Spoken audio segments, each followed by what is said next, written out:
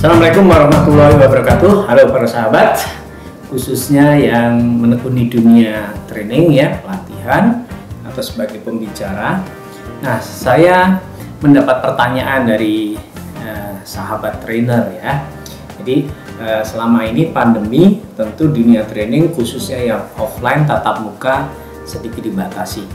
Namun demikian, akhir-akhir ini sudah ada berita yang bagus bahwa ya kira-kira pandemi mungkin sudah mau berakhir ya, dalam arti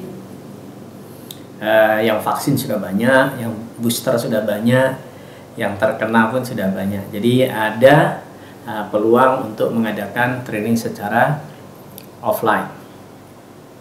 Namun demikian, setelah 2 tahun lebih menggunakan teknologi seperti Zoom atau aplikasi yang lainnya, Nox, Windows Meeting, apalagi itu ya, banyak aplikasi yang untuk Zoom Meeting, ternyata enak juga ya. Nah, kalau di Indonesia mungkin paling terkenal di kalangan trainer ada dengan menggunakan Zoom. Bisa juga ngajar di rumah, kemudian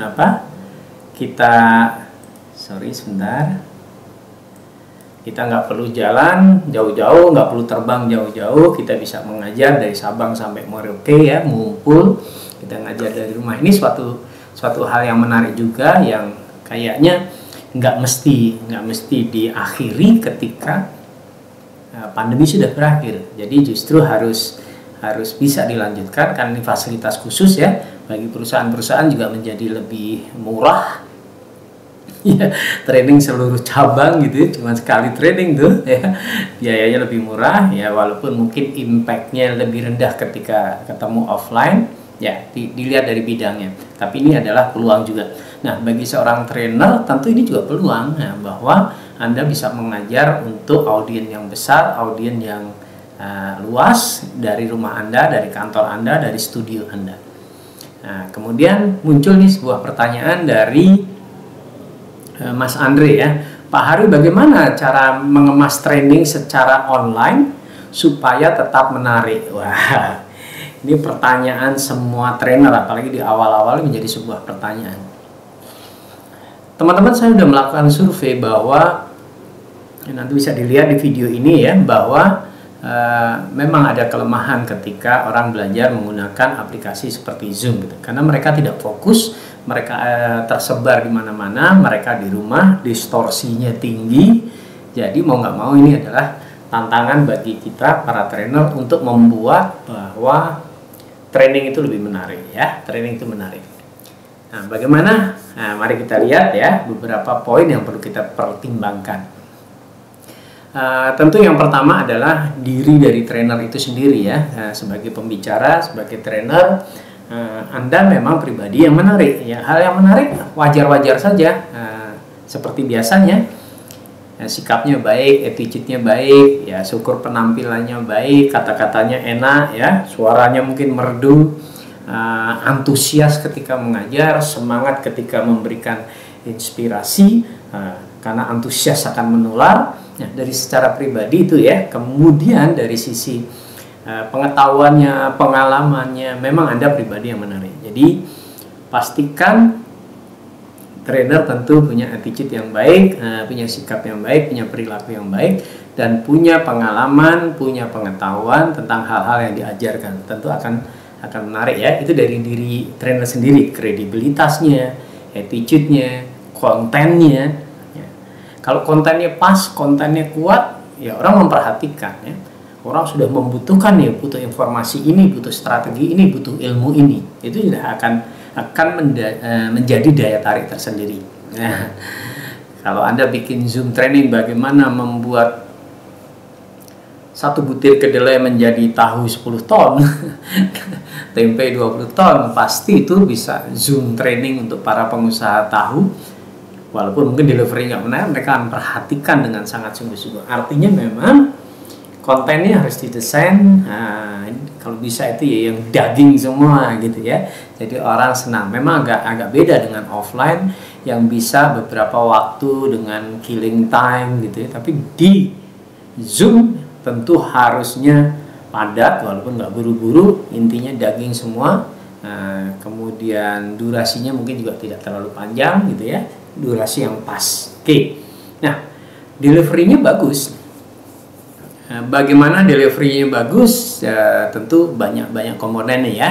Jadi itu yang pertama, dari sisi trainernya sendiri memang sudah magnet gitu ya. Jadi trainernya sendiri sudah magnet, dari penampilannya, delivery-nya, konten yang dibawanya, kecocokan dengan audiens ya. Karena konten itu kalau nggak cocok juga nggak target audiens bisa miss kan. Kalau kita bicara tentang dunia training, kemudian Anda bukan trainer, mungkin wah ini bukan untuk saya nih, karena ada perasaan seperti itu. Oke ya, jadi teman-teman, dari diri kita sendiri. Kemudian yang kedua itu adalah infrastrukturnya ya. Jadi kita bisa membuat training Zoom, training online itu menjadi sangat menarik dengan infrastruktur tentunya yang baik ya, koneksi internetnya, webcamnya, sound systemnya. Ketika itu bagus, tentu itu akan menjadi lebih menarik ya. Kemudian lightingnya ya, beberapa bisa dengan apa? Panggung ya, tata panggung, termasuk background ya.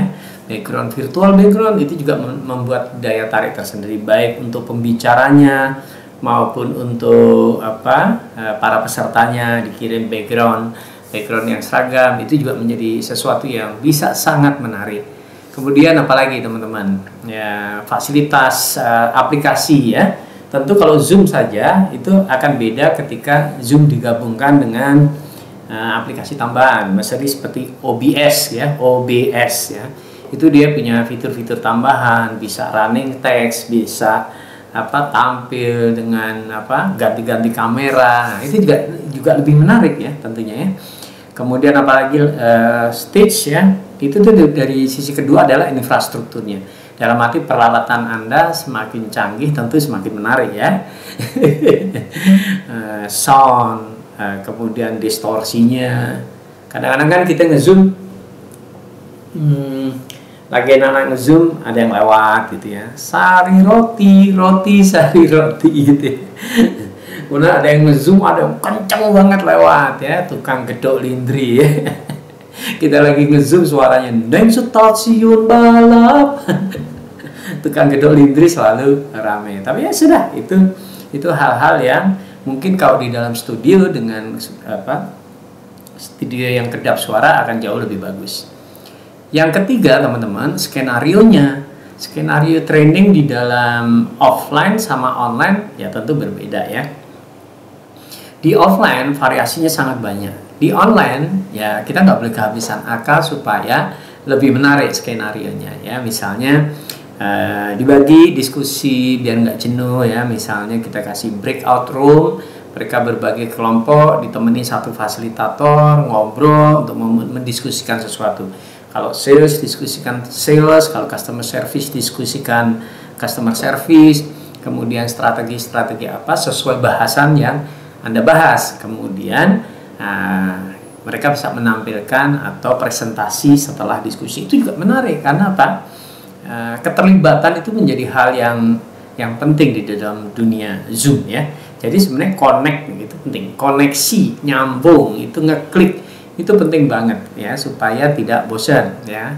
Karena memang banyak training-training yang pesertanya tutup kamera sambil tiduran. Tapi kalau kita bicara jam lebih menarik, biasanya kalau korporasi karena yang disuruh perusahaan, yang nyuruh atasannya mereka lebih serius. Kita bisa membuat skenario-skenario yang lebih menarik.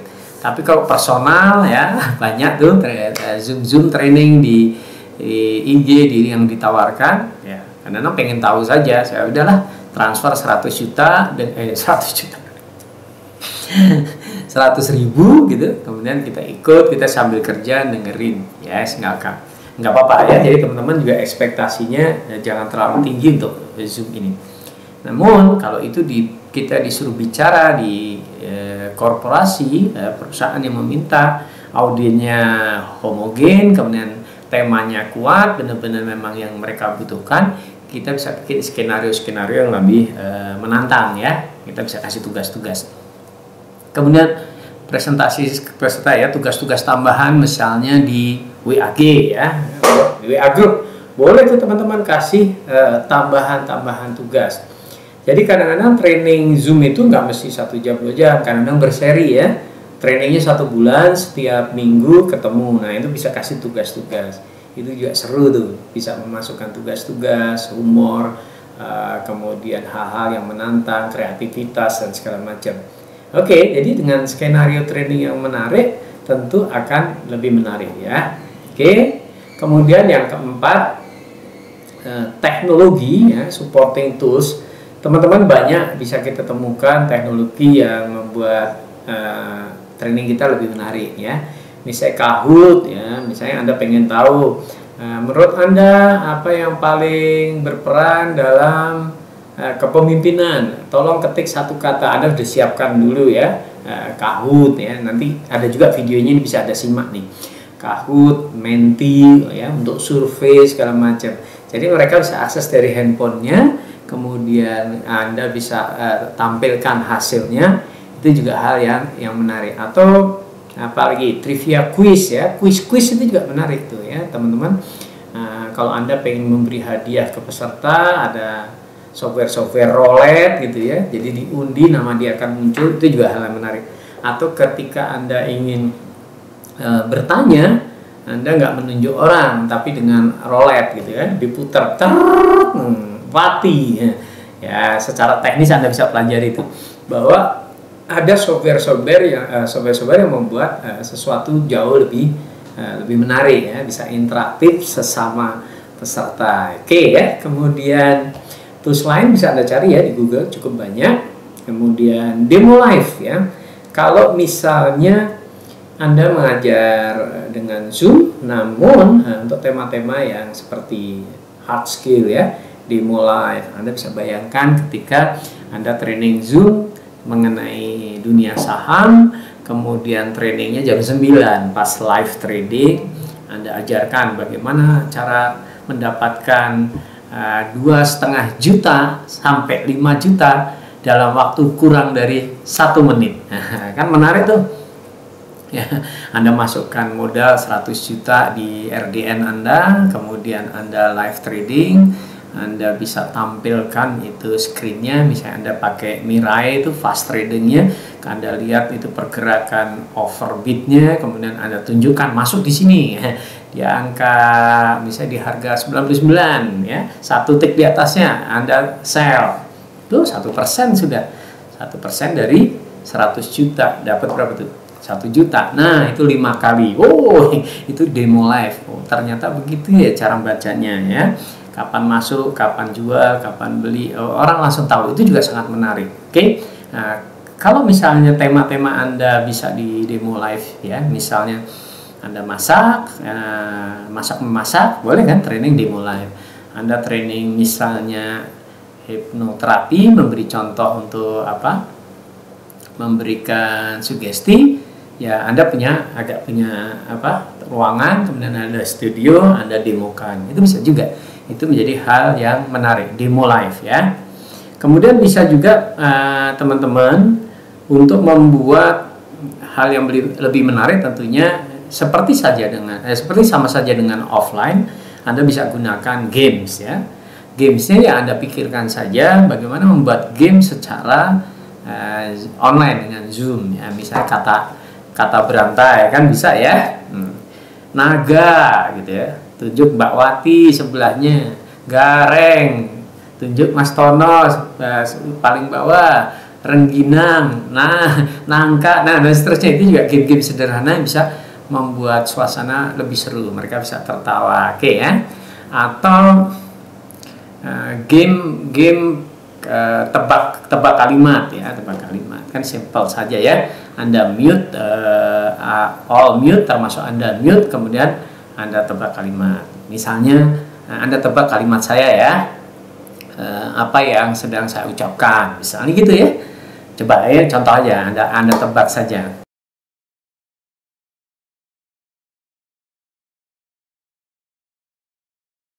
Nah, coba ya, tulis di komen apa yang saya katakan ya, saya komen ya. Nanti di peserta di training bisa tuh suruh nyoba untuk ketik di chat. Itu untuk hal yang energize, untuk menyeru, bikin suasana lebih seru. Itu bisa tuh ya. Nah, kemudian icebreaker. Kalau icebreaker kan berarti ya kalau di kelas kan supaya nggak beku ya suasana dengan kanan kiri. Nah, itu bisa juga. Misalnya kata bersambung kayak tadi saja ya. Lempar bola dia nerusin kalimat ya. Bisa juga teka-teki, lempar bola terusin kalimat. Bikin puisi bersambung dari peserta, pindah gitu ya. Jadi itu juga membuat icebreaker.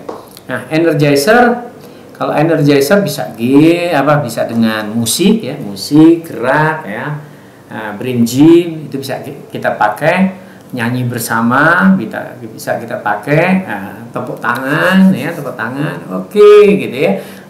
Lupakan yang di rumah biarin lihat teriak yang keras, boleh ya, seperti di dunia offline saja. Jadi teman-teman relax saja, ya.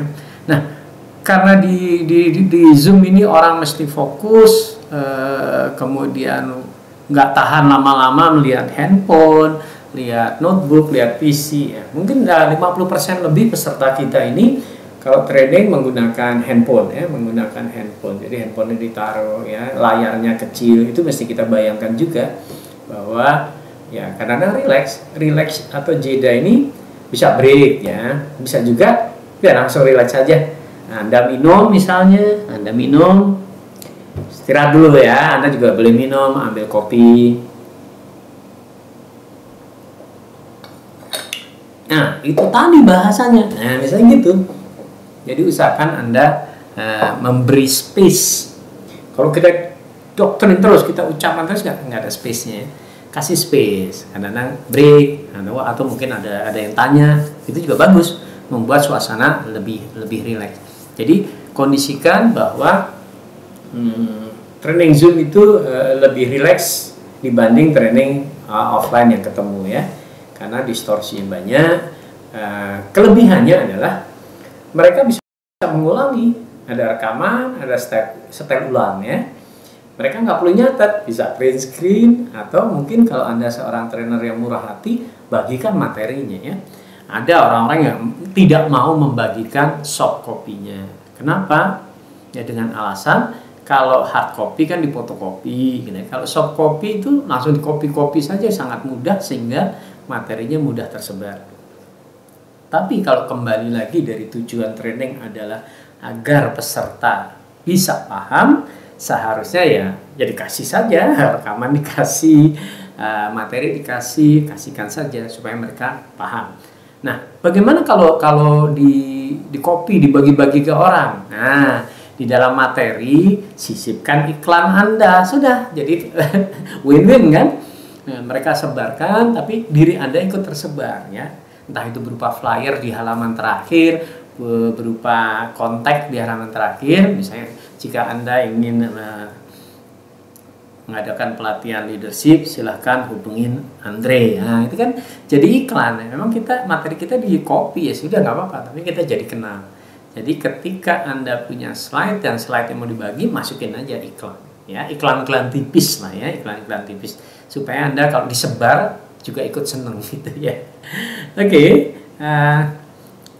Jadi itulah teman-teman bahwa kita dalam mengadakan Zoom training variasikan dengan berbagai macam ya. Bagi Anda yang mungkin kalau misalnya pengen lebih menarik dalam bentuk studio, Anda ngajar dengan berdiri. Waduh, investasinya tinggi Pak. Nah, itu ada partner ya teman-teman. Jadi nggak usah khawatir. Anda bisa cari berpartner, misalnya ada sahabat kita itu Mas Raul Rahman gitu ya, bisa support Anda misalnya untuk energizer-nya, untuk game-nya, untuk insert-nya, untuk berpartner nyediain studionya ya, biar mereka urus, itu bisa. Jadi Anda tinggal pakai baju, pakai sepatu, pakai jas, ngajar layaknya di panggung dengan tampilan ya seperti di panggung. Itu jadi seru juga ya, seru buat Anda, seru buat peserta, seakan-akan itu menjadi live di panggung yang megah.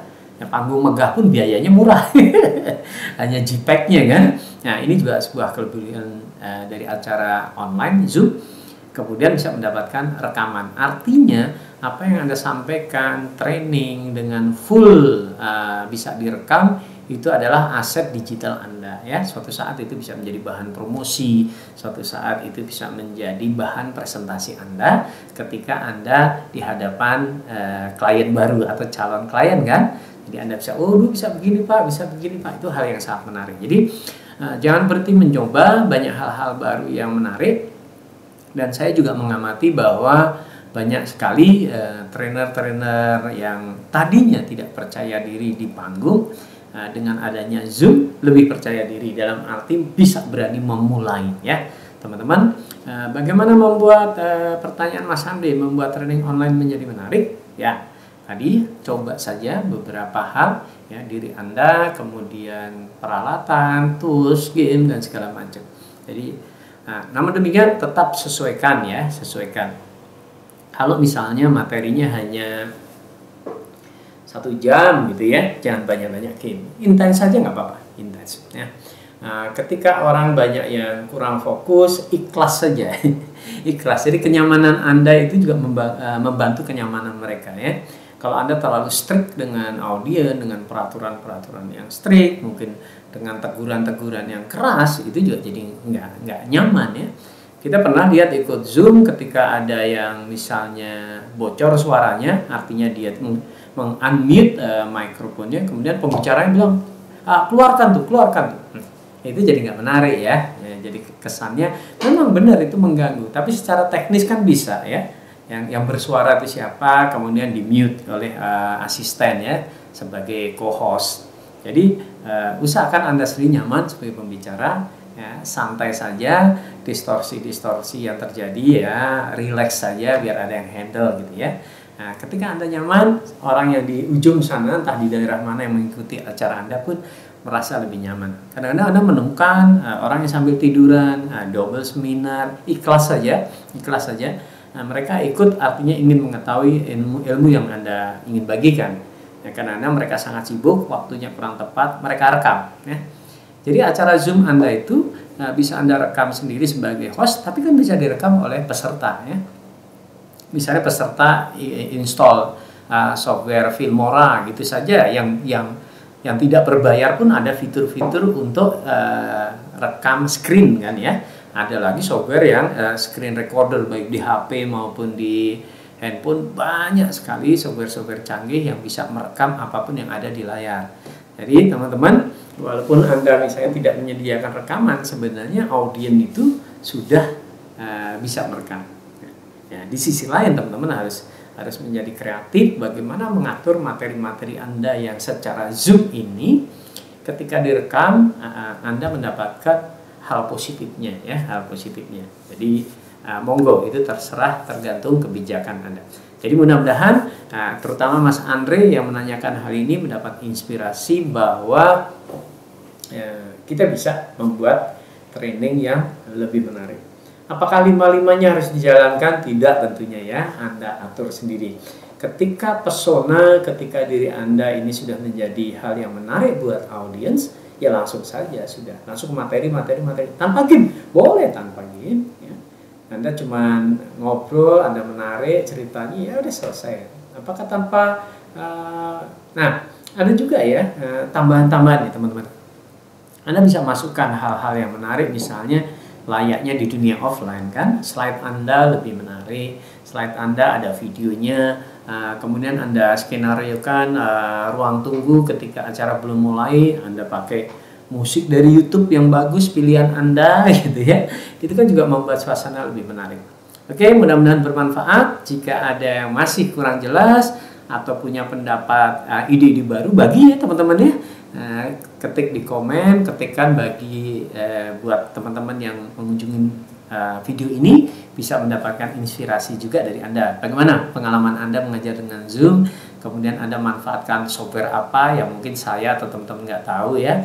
Tolong di share di komen. Terima kasih, mudah-mudahan bermanfaat.